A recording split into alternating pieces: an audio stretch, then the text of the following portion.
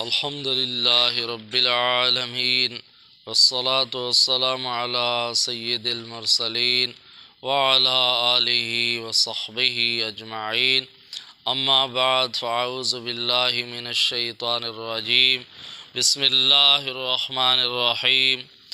فإن أعرضوا فما أرسلناك عليهم حفيظا إن عليك إلا البلاغ فإنا إذا أذقنا الإنسان منا رحمة فرح بها فإن تصبهم سيئة بما قدمت أيديهم فإن الإنسان كفور.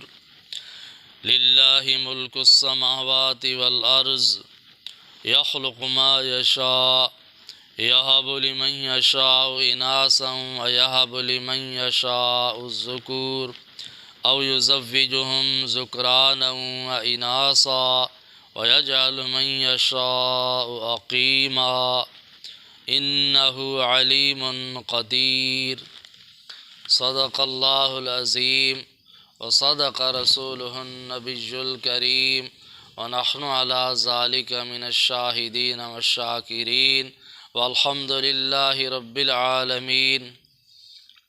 اللهم صل على سيدنا محمد وعلى آل سيدنا ومولانا محمد وبارک وسلم.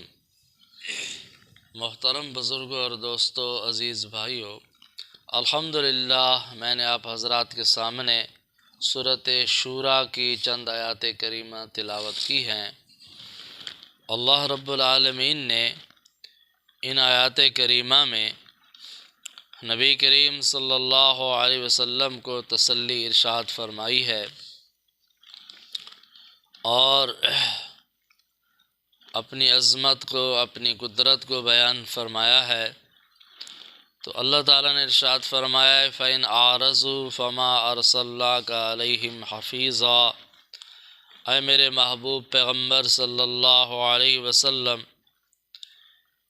آپ کی اتنی زبردست تبلیغ کے باوجود، اتنی زبردست دعوت کے باوجود، اتنی زبردست محنت کے باوجود پھر بھی اگر یہ لوگ اعراض کرتے ہیں، منہ موڑتے ہیں، فما ارسلناک علیہم حفیظا، ہم نے آپ کو ان پر نگران بنا کر نہیں بھیجا. دعوت دینا آپ کے ذمے ہے، قبول کرنا نہ کرنا یہ ان کی ذمہ داری ہے. ان علیک الا البلاغ، آپ کے ذمے ہے اللہ کا پیغام پہنچا دینا، اس کے علاوہ آپ کی کوئی ذمہ داری نہیں ہے. وَإِنَّا إِذَا أَذَقْنَا الْإِنسَانَ مِنَّا رَحْمَةً فَرِحَ بِهَا. عام انسان کی حالت یہ ہے کہ جب ہم اس انسان کو اپنی طرف سے رحمت کا مزہ چکھاتے ہیں، یہ خوش ہونے لگتا ہے، اترانے لگتا ہے، تکبر کرنے لگتا ہے. وَإِن تُصِبْهُمْ سَيِّئَةٌ بِمَا قَدَّمَتْ أَيْدِيهِمْ، اور اگر ان کو اپنے ہاتھوں کی کمائی کی وجہ سے، اپنے کرتوتوں کی وجہ سے مصیبت پہنچ جائے، تکلیف پہنچ جائے، تو فَإِنَّ الْإِنسَانَ كَفُورٌ، تو یہ انسان پکا ناشکرہ بن جاتا ہے، پھر اللہ کی ناشکری کرنے لگ جاتا ہے، اللہ کی نعمتوں کا کفر کرنے لگ جاتا ہے. اس کے برعکس جو مومن آدمی ہوتا ہے، اللہ کا فرمان بردار ہوتا ہے، وہ جب اس کو اللہ کی طرف سے نعمت پہنچتی ہے، رحمت پہنچتی ہے، تو وہ اللہ کا شکر ادا کرتا ہے، اللہ کی طرف سے سمجھتا ہے اللہ نے مجھے نعمت عطا فرمائی، اللہ نے راحت عطا فرمائی، اللہ نے صحت عطا فرمائی، اللہ کا شکر ادا کرتا ہے، اللہ کی اطاعت کرتا ہے. اور جب اس کو کوئی تکلیف پہنچ جاتی ہے تو اس پر صبر کرتا ہے، اللہ کی رضا پر راضی رہتا ہے، بے صبری کا مظاہرہ نہیں کرتا، نہ شکری نہیں کرتا، نہ قدری نہیں کرتا. مومن تو ہر حال میں اللہ کے فیصلے پر راضی ہوتا ہے. لیکن جو کافر ہوتا ہے، مشرک ہوتا ہے، نافرمان ہوتا ہے، وہ ہر حال میں ناکام ہوتا ہے۔ اس کو سب کچھ مل گیا تو تکبر غرور میں آ گیا، اللہ کو بھول گیا، اللہ کی عظمت کو بھول گیا، اللہ کے رسول صلی اللہ علیہ وسلم کی رسالت کی عظمت کو بھول گیا، اللہ کے قرآن کو بھول گیا، اللہ کے احکامات کو بھول گیا، اپنی مرضی، اپنی منمانی۔ تکلیف آ گئی، پریشانی آ گئی تو پھر اللہ کے شکوے کرنے لگ گیا، گلے کرنے لگ گیا، اللہ کو نعوذ باللہ من ذالک میں ہی نظر آتا تھا اور کوئی نظر نہیں آتا۔ تو پھر فرمایا کہ یہ کافر و مشرک جو ہے ہر حال میں یہ ناکام ہوتا ہے، اور مومن ہر حال میں کامیاب ہوتا ہے۔ للہ ملک السماوات والارض، آگے اللہ تعالیٰ نے ارشاد فرمایا کہ اللہ ہی کی حکومت ہے آسمانوں میں اور زمین میں۔ تمام آسمانوں میں، تمام زمینوں میں صرف اللہ کی حکومت ہے۔ ایک اللہ ہی مالک ہے، اللہ کا حکم چلتا ہے، اللہ کا راج چلتا ہے۔ تمام آسمان و تمام زمین میں جو نظام چل رہا ہے یہ اللہ کے حکم سے چل رہا ہے۔ اس پر اللہ کا قبضہ ہے، اللہ کا کنٹرول ہے، اللہ کی بادشاہی اور کسی کی بادشاہی نہیں۔ یخلق ما یشاء، اور خاص کر اللہ تعالیٰ جو چاہتا ہے پیدا فرماتا ہے۔ پیدا کرنا یہ اللہ تعالیٰ کی قدرت ہے۔ پیدا کرنے والا اللہ تعالیٰ ہے، اللہ کے علاوہ کوئی کسی کو پیدا کرنے والا ہے نہیں۔ تخلیق کی صفت پیدا کرنے والا صرف اللہ ہے، اللہ کے علاوہ کوئی کسی کو پیدا نہیں کر سکتا۔ اور اللہ تعالیٰ کی قدرت یہ ہے کہ اللہ جو چاہتا ہے پیدا فرما دیتا ہے، جو چاہتا ہے اس کے لیے کوئی مشکل نہیں ہے۔ اپنی مرضی سے، اپنی قدرت سے، اپنے فیصلے سے، اپنی حکمت سے جو چاہتا ہے پیدا فرما دیتا ہے۔ اس کے لیے کسی چیز کا پیدا کرنا بھی مشکل نہیں ہے۔ اس کی اپنی قدرت ہے، پھر وہ پیدا کرتا ہے تو اپنی حکمت اور اپنے علم سے پیدا کرتا ہے۔ فرمایا کہ یَہَبُ لِمَن یَشَاءُ اِنَاثًا وَیَہَبُ لِمَن یَشَاءُ الذُّکُورَ، ساری مخلوق کو پیدا کرنے والا وہ ہے، اور خاص کر انسان کو پیدا کرنے والا بھی وہی ہے، اور انسان کی تخلیق کرنے والا، انسان کو اولاد دینے والا بھی وہی اللہ ہے۔ یَہَبُ لِمَن یَشَاءُ اِنَاثًا وَیَہَبُ لِمَن یَشَاءُ الذُّکُورَ، وہ اللہ جسے چاہتا ہے بیٹے عطا فرما دیتا ہے، بیٹیاں عطا فرما دیتا ہے، اور جسے چاہتا ہے بیٹے عطا فرما دیتا ہے۔ جسے چاہے لڑکیاں عطا فرما دیتا ہے، جسے چاہے لڑکے عطا فرما دیتا ہے۔ او یزوجہم ذکرانا و اناثا، یا جسے چاہے ملا جلا کر بیٹے بھی عطا فرما دیتا ہے، بیٹیاں بھی عطا فرما دیتا ہے، لڑکے بھی دے دیتا ہے، لڑکیاں بھی عطا فرما دیتا ہے۔ وَيَجْعَلُ مَن يَشَاءُ عَقِيمًا، اور جسے چاہتا ہے بانجھ بنا دیتا ہے، نہ بیٹے دیتا ہے نہ بیٹیاں دیتا ہے۔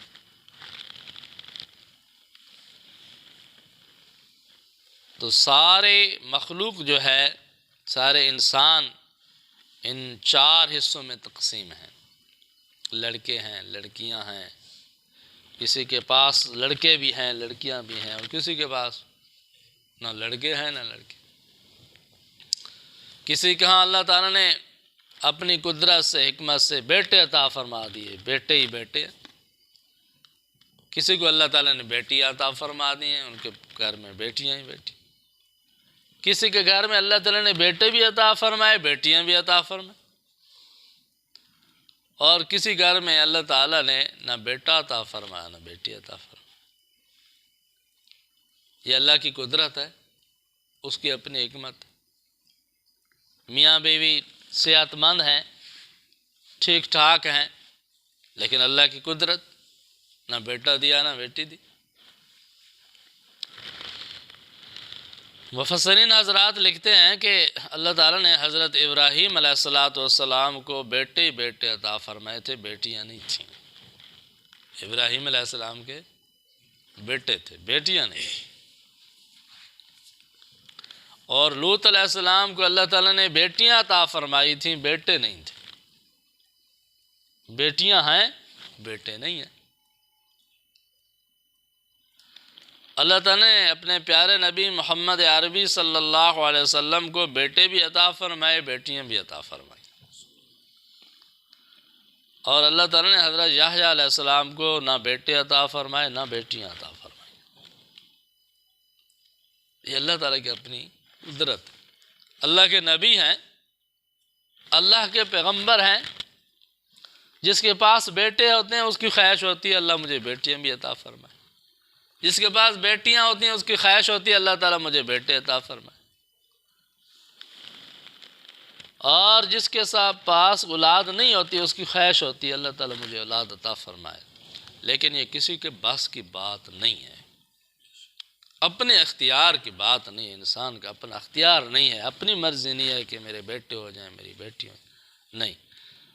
اللہ جس کو چاہے بیٹے عطا فرمائے۔ اللہ کے پیغمبر ہیں، ابراہیم علیہ السلام کو بیٹے دیے، بیٹیاں نہیں دی، تو اللہ کی مرضی۔ اور لوط علیہ السلام کو بیٹیاں عطا فرمائی، بیٹے نہیں دی۔ اللہ کے نبی ہیں، دعا تو مانگتے رہتے ہوں گے، اللہ کی مرضی، حکم اللہ کا، نہیں دیا۔ اپنے پیارے نبی محمد عربی صلی اللہ علیہ وسلم کو بیٹے بھی عطا فرمائے، بیٹیاں بھی عطا فرمائیں۔ لیکن اس میں بھی ایک عجیب بات ہے، نبی کریم صلی اللہ علیہ وسلم نے 11 نکاح فرمائے ہیں، اور ان میں سب سے زیادہ چھوٹی عمر کی اور بہت ہی نیک عورت جو تھیں وہ حضرت سیدہ عائشہ صدیقہ رضی اللہ تعالیٰ عنہ تھیں، لیکن حضرت عائشہ صدیقہ رضی اللہ تعالیٰ عنہ سے اولاد نہیں ہوئی۔ حضرت عائشہ صدیقہ رضی اللہ تعالیٰ عنہ سے اولاد نہیں ہوئی، یہ اللہ کی اپنی مرضی ہے۔ اس لیے میرے بھائی دوستو، اللہ تعالیٰ ارشاد فرماتے ہیں او یزوجہم ذکرانا و اناسا، جسے چاہتے ہیں ملا جلا کر بیٹے بھی عطا فرماتے ہیں، بیٹیاں بھی عطا فرماتے ہیں۔ اس کی ایک تفسیر اور بھی فرمائی ہے بعض مفسرین نے کہ اس سے مراد یہ ہے کہ اللہ تعالیٰ جڑویں بیٹے عطا فرماتے ہیں، جڑویاں بیٹی عطا فرماتے ہیں۔ ایک عمل سے 2 بیٹے 2 بیٹیاں عطا فرماتے ہیں، ایک عمل سے 2 بچے، ایک بیٹا ایک بیٹی۔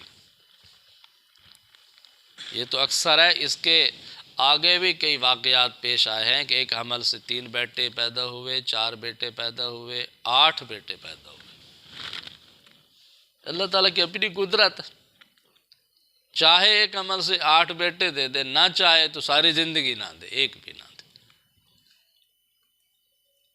زبردستی نہ کوئی دے سکتا ہے، نہ کوئی دلا سکتا ہے۔ دعا کرانا برحق ہے، دم کرانا برحق ہے، اور اللہ سے مانگنا برحق ہے، دعائیں کرنا برحق ہے، لیکن عقیدہ یہ رکھنا ہے کہ اولاد دینے والا صرف اللہ ہے، اللہ کے علاوہ کوئی اولاد دے نہیں سکتا۔ اللہ کے نبی ہیں، کتنے اللہ کے ولی گزرے ہیں، اولیاء اللہ کرام گزرے ہیں، ان کی اولاد نہیں ہوئی، ان کے بیٹے نہیں ہوئے۔ کتنے بڑے بڑے علماء کرام گزرے ہیں، ان کی اولاد نہیں ہوئی، بیٹے نہیں ہوئے۔ کسی کے اختیار میں نہیں ہے، یہ صرف اللہ کی اپنی قدرت ہے، جس کو چاہتا ہے، جو چاہتا ہے عطا فرماتا ہے۔ اس لیے عقیدہ ٹھیک رکھنا چاہیے، اولاد دینے والا اللہ ہے، اللہ کے علاوہ کوئی اولاد دے نہیں سکتا۔ او یزوجہم ذکرانا و اناسا ویجعل من یشاء عقیما، اور جسے چاہتا ہے اللہ تعالیٰ بانجھ بنا دیتا ہے، یہ بھی اللہ تعالیٰ کی اپنی قدرت ہے۔ انہ علیم قدیر، یقیناً اللہ تعالیٰ علم کا بھی مالک ہے اور قدرت کا بھی مالک ہے، اس کا علم بھی کامل ہے اور قدرت بھی کامل ہے، اپنے کامل علم اور کامل قدرت سے فیصلے فرماتا ہے۔ تو دعا ہے کہ اللہ تعالیٰ ہم سب کو قرآن کریم کی ان ہدایات پر عمل کرنے کی توفیق عطا فرمائے۔ وآخر دعوانا ان الحمد للہ رب العالمین۔